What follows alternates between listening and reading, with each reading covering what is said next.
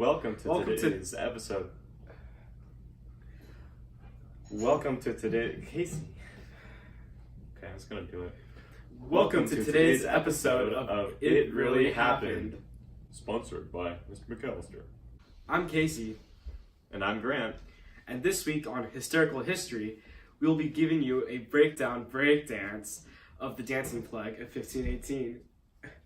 I'm sorry. Before we dive into the main topic of the episode, per usual, we will start out with the historical context.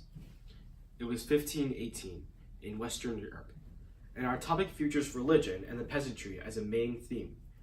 Now, Grant, there was one huge European development occurring during this period.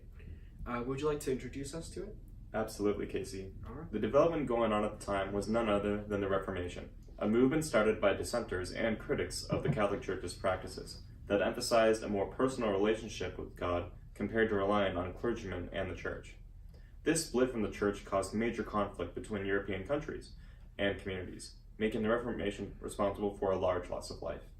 This event consequently led to religious, social, and political questions like scripture interpretation, the church's role in politics, and societal questions like on religious freedom. Now onto the main topic of the Dancing Plague. In July that year, the lovely people of Strasbourg, a city on the border between northeastern France and western Germany, decided to uncontrollably and spontaneously dance. It was none other than a woman named Frau Trophia. This all started one day when Frau Trophia, for unknown reasons, began to randomly dance in the middle of Strasbourg Street. Frau walked out in the middle of the street in Strasbourg and started twirling around and shaking. She danced for hours upon hours, rarely taking breaks to appease the pain for her blistering and bloodied feet. After dancing for 4 to 6 days, the authorities were worried about how Frau Trophia was disturbing the peace, and intervened by sending her 30 miles away to the local town of Saverne. However, soon after she was sent away, the plague was already spreading. Other peasants began to frantically dance for no apparent reason. One of the reasons why it went on so long was that many physicians thought that it was caused by overheated blood and believed that the only reason or the only way to get rid of the plague was to dance it off. So they encouraged more dancing. Obviously, this was false when the numbers of dancers increased dramatically after local authorities hired musicians and built a stage to encourage the dancers. During the 2 months that the plague lasted, Strasbourg reached up to 400 concurrent dancers, and many passed out or died due to exhaustion. Let's now move on to the primary source analysis. This week's primary source is a painting by Peter Bruegel the Elder, a famous Dutch and Flemish Renaissance artist, known for his landscapes and peasant scenes. This piece was painted in 1642 and is untitled. Now, we will give you a small period to analyze this.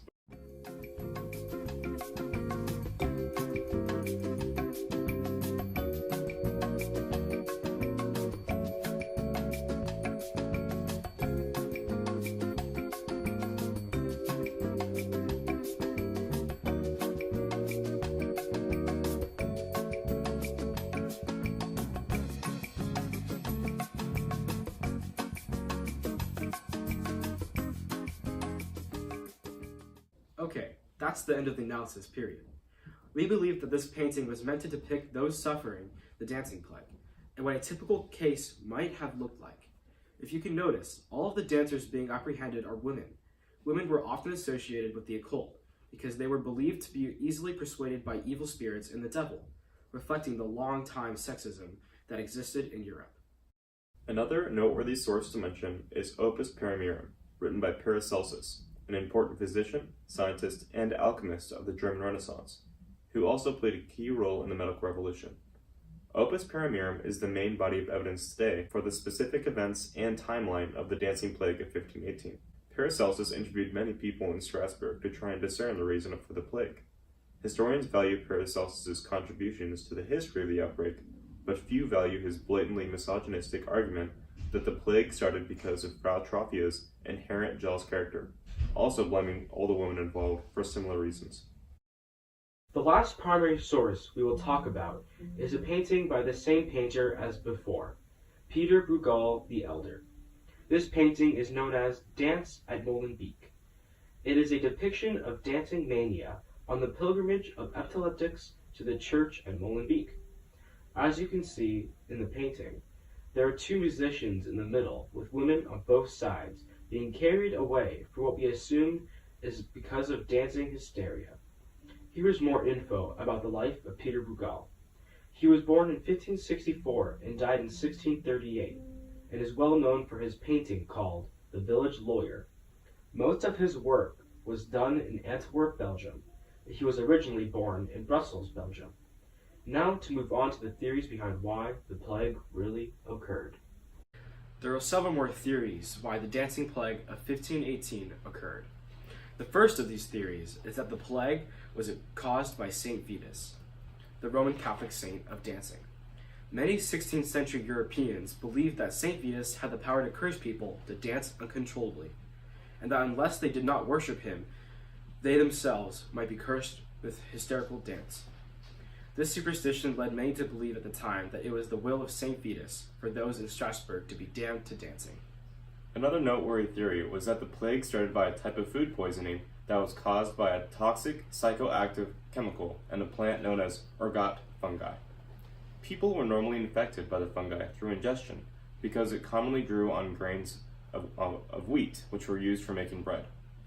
This same fungi was also recorded to have been a part of the Salem witch trials, a similar case of religious-based mass hysteria. However, this long-time theory was recently debunked when author John Waller, in his book A Time to Dance, A Time to Die, discovered that the fungi restricts blood flow, making it impossible for anyone to dance days on end while infected with the ergot fungi. Now, to our weekly question. This week's question for the dancing plague of 1518 is, how is the dancing plague of 1518 a result of social, political, and religious conditions during the 16th century? For the first part of the question, regarding societal factors, impoverished conditions and diseases are believed to be a large reason for why the dancing plague of 1518 occurred in the first place. During the High Middle Ages in Europe, superstition and the belief of the occult were very common, especially among uneducated peasants. Some historians argue that the poor and sickly conditions of the peasants and their little education led to them to be more susceptible to the occult, also making them more likely to commit unreasonable persecution in the name of God or to do other bizarre things like dancing to death. And for the second part of the question, how could the dancing plague be associated with political and social upheaval for the time? It could be related to both responses to the Reformation and the witch hunts. Different interpretations of Christianity that generated from the Reformation caused lots of conflict between different Christian communities within Europe. Between Zwinglists, Anabaptists, and of course Protestants and Catholics, these groups are bound to clash. Coupled with the peasants' beliefs and psychological states, persecution was a common theme during this period. To relate this to the dancing plague, perhaps the same conditions that encouraged peasants to literally dance to death encouraged them to persecute more people for religious heresy and suspicion of the occult.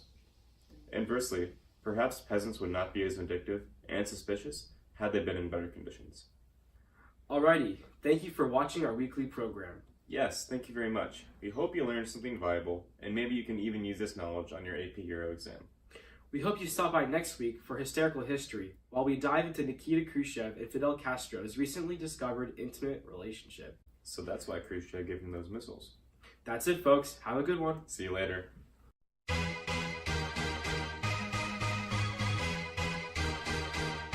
Josh,